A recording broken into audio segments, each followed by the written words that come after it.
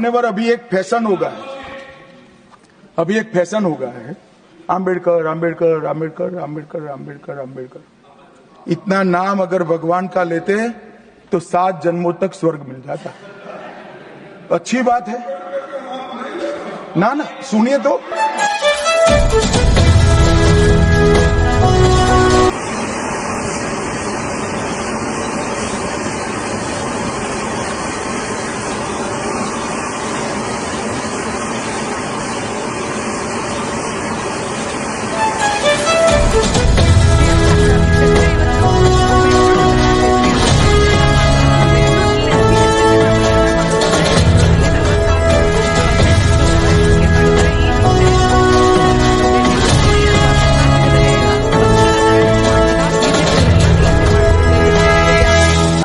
ಮೋಹನ್ ಅವರೆಲ್ಲ ಹೇಳಿದ್ರು ನಾವು ದರವನ್ನ ಹೆಚ್ಚಿಗೆ ಮಾಡಿಲ್ಲ, ಮೆಟ್ರೋ ಹಾಗೆ ಉಳಿಸಿದೀವಿ ಅಂತ. ಆದ್ರೆ ಇವತ್ತು ಮೆಟ್ರೋ ದರ ಹೆಚ್ಚಿಗೆ ಮಾಡಿರೋದು ಕೇಂದ್ರ ಸರ್ಕಾರ. ನಮ್ಮ ಡಿಸಿಎಂ ಡಿ.ಕೆ. ಶಿವಕುಮಾರ್ ಹೇಳಿದ್ರು ನಾವು ಕೇಳಲ್ಲ, ಅದು ಕೇಂದ್ರ ಸರ್ಕಾರ ಮಾಡಿರೋದು ಅವರು ಸಂಬಂಧಪಟ್ಟ ವಿಷಯ ಅಂತ.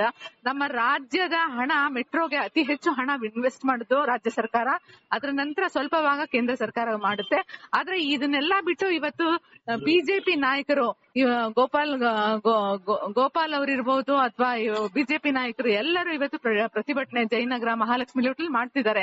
ಇದ್ರ ಬಗ್ಗೆ ತಮ್ಮ ಅಭಿಪ್ರಾಯವನ್ನ ಈಗ ನಮ್ ಜೊತೆ ಹಂಚ್ಕೊಳ್ತಾರೆ ಕಾಂಗ್ರೆಸ್ನ ಮುಖ್ಯ ವಕ್ತಾರರಾದ ನಾಗರಾಜ್ ಯಾದವ್ ಅವರು ವಿಧಾನ ಪರಿಷತ್ ಸದಸ್ಯರು ಸಹ. ಆದ್ರಿಂದ ಸರ್, ಈಗ ಜನರಿಗೆ ಅನುಕೂಲ ಮಾಡ್ಕೊಡ್ತೀವಿ ಅಂತ ಹೇಳಿ ಕೇಂದ್ರದಲ್ಲಿ ದರವನ್ನ ಜಾಸ್ತಿ ಮಾಡಿದರೆ ರಾಜ್ಯದಲ್ಲಿ ಗಲಾಟೆ ಮಾಡ್ತಾ ಇದ್ದಾರೆ ಬಿಜೆಪಿ ನಾಯಕರು. ಆದ್ರೆ ರಾಜ್ಯ ಸರ್ಕಾರ ಯಾಕೆ ಮಾತಾಡ್ತಾ ಇಲ್ಲ ಸರ್?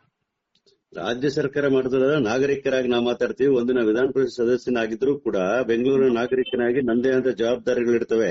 ನಾವು ಕೆಲವು ನಮ್ಮ ಮೇಲೆ ಆಗ್ತಕ್ಕಂಥ ದೌರ್ಜನ್ಯಗಳು ಅನ್ಯಾಯಗಳು ನಡೆದಾಗ ನಮಗೆ ದರ ಏರಿಕೆ ಮಾಡಿದಾಗ ವಿರೋಧ ಮಾಡಬೇಕಾಗಿರ್ತಕ್ಕಂಥ ನಮ್ಮೆಲ್ಲರ ಕರ್ತವ್ಯ. ಹಾಗಾಗಿ ನಾನು ಕೂಡ ಅದನ್ನ ಖಂಡಿಸ್ತೇನೆ. 47% ರೇಸ್ ಮಾಡಿರ್ತಕ್ಕಂಥ ಯಾವ ವೈಜ್ಞಾನಿಕ ರೀತಿಯಲ್ಲಿ ಮಾಡಿದ್ದಾರೆ ಅಂತಕ್ಕಂಥ ನನ್ಗೆ ಅರ್ಥ ಆಗ್ತಾ ಇಲ್ಲ.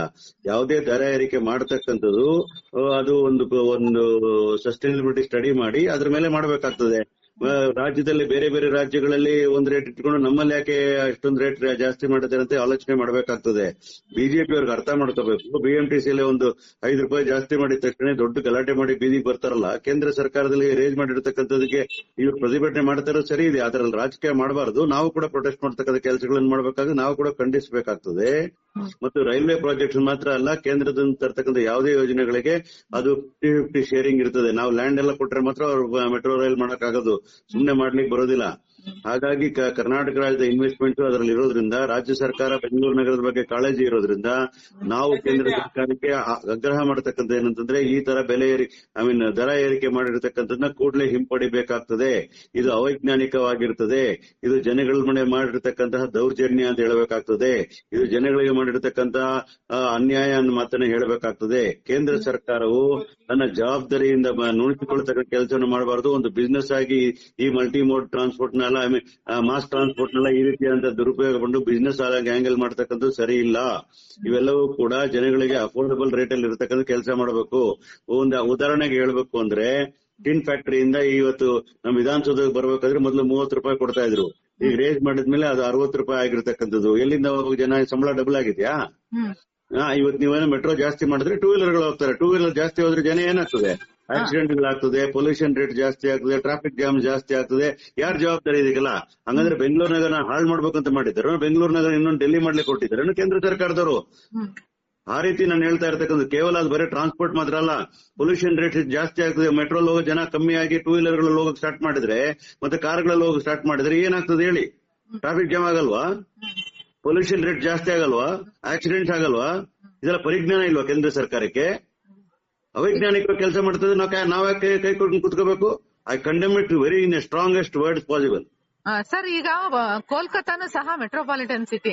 ಕೋಲ್ಕತ್ತಾಗೆ ಜಾಸ್ತಿ ಮಾಡದೇ ಇರೋದನ್ನ ನಮಗ್ ಮಾತ್ರ ಹೇರಿಕೆ ಮಾಡ್ತಾರೆ. ಇದೆಲ್ಲ ಮಲತಾಯಿ ಧೋರಣೆ ಇಲ್ವಾ ಇಲ್ಲಿ ಕೇಂದ್ರ ಸರ್ಕಾರದ್ದು?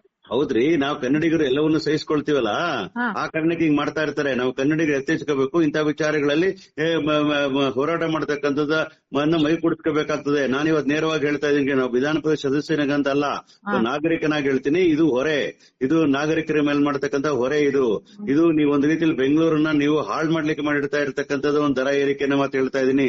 ಒಂದು ವೇಳೆ ಜನ ಅಲ್ಲಿ ಈಗಾಗಲೇ ಮೆಟ್ರೋ, ಬೆಂಗಳೂರು ಮೆಟ್ರೋ ಲಾಭದಾಯಕ ಇದ್ರೂ ಕೂಡ ಯಾವ ಕಾರಣಕ್ಕೋಸ್ಕರ ನೀವು ಅದನ್ನ ರೇಂಜ್ ಮಾಡಬೇಕು? It is not running on loss. ಅರ್ಥ ಮಾಡ್ಕೋಬೇಕಲ್ಲ ಅವರು. ಇದಲ್ದೆ ಪೀಕ್ ಟೈಮ್ ಅಲ್ಲಿ ಪ್ರಯಾಣ ಮಾಡಿದ್ರೆ ಹೆಚ್ಚು ದರ ಪೇ ಮಾಡ್ಬೇಕಂತೆ, ಪೀಕ್ ಇಲ್ದೇ ಇರೋ ಟೈಮಲ್ಲಿ ಪ್ರಯಾಣ ಮಾಡಿದ್ರೆ 5% ಕಡಿತ ಅಂತ ಹೇಳ್ತಾರೆ. ಏನ್ ಹೇಳ್ತಿದ್ದಾರೆ? ಜನರ ಅನುಕೂಲಕ್ಕೆ ಪ್ರಯಾಣ ಇರ್ಬೇಕೋ ಅಥವಾ ಇವ್ರಿಗೆ ನಾವು ಸಬ್ಸಿಡಿ ತಗೋಬೇಕಂತ ಪ್ರಯಾಣ ಮಾಡ್ಬೇಕು? ಒಂದು ರೀತಿ ನ್ಯಾಯಯುತವಾಗಿಲ್ಲ ಇವ್ರ ದರ ಫಿಕ್ಸ್ ಮಾಡಿರೋದು. ಅದನ್ನೇ ಹೇಳಿದ್ ನಾನು, ಅವೈಜ್ಞಾನಿಕವಾಗಿ ಮಾಡಿರ್ತಕ್ಕಂಥ ದರ ಏರಿಕೆ.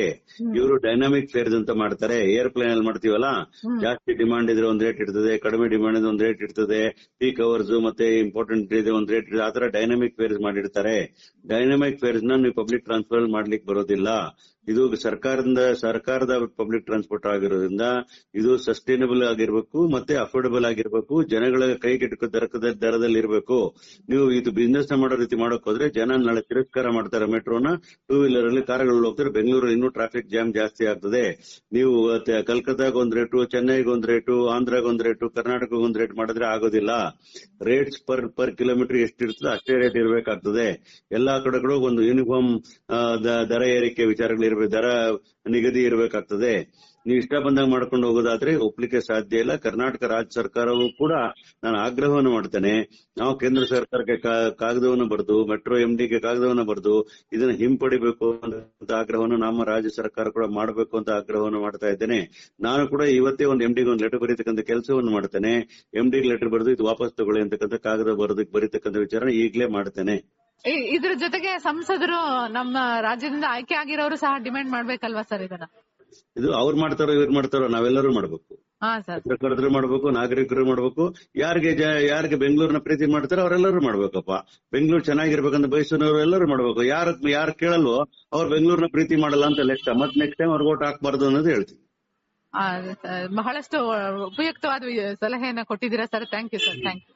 ನಮಸ್ಕಾರ. ನಮಸ್ತೆ.